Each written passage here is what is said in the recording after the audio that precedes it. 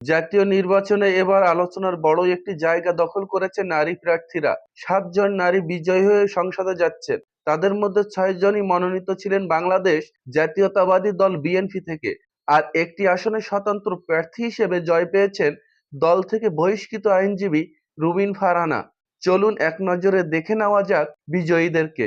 মানিকগঞ্জ ৩ আসনে বিএনপির আফরোজা খান রিতা ১,৬৬,১৭৫ ভোট পেয়ে বিপুল ব্যবধানে জয়লাভ করেছেন।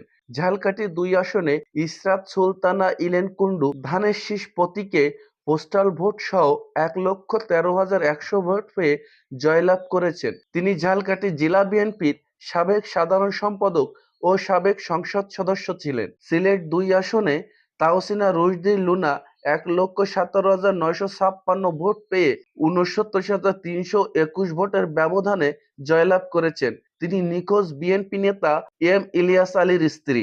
ফরিদপুর ২ আসনে সামু মুবায়েত ১,২০,৯০৯ ভোট পেয়ে নির্বাচিত হয়েছেন। তিনি বিএনপির সাবেক মহাসচিব ওবায়দুর রহমানের কন্যা। ফরিদপুর ৩ আসনে নায়াব ইউসুফ কামাল বিএনপির প্রার্থী হিসাবে জয়লাভ করেছেন। তিনি সাবেক মন্ত্রী ও সংসদ সদস্য চৌধুরী কামাল ইবনে ইউসুফের বড় মেয়ে এবং তিনি দীর্ঘদিন ধরে রাজনীতিতে সক্রিয় ছিলেন। নাটোর ১ আসনে মনোনীত প্রার্থী ব্যারিস্টার ফারজানা শারমিন পুতুল জয়ী হয়েছেন। তিনি পেয়েছেন ১,০২,১৯৭ ভোট। আর ব্রাহ্মণবাড়িয়ায় ২ আসনে স্বতন্ত্র প্রার্থী অ্যাডভোকেট রুমিন ফারহানা হাঁস প্রতীকে ৫০,৫৭৯ ভোটের ব্যবধানে জয়লাভ করেছেন।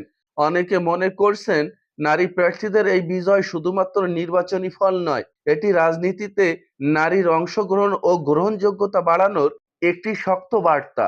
ভিডিওটি এ পর্যন্তই।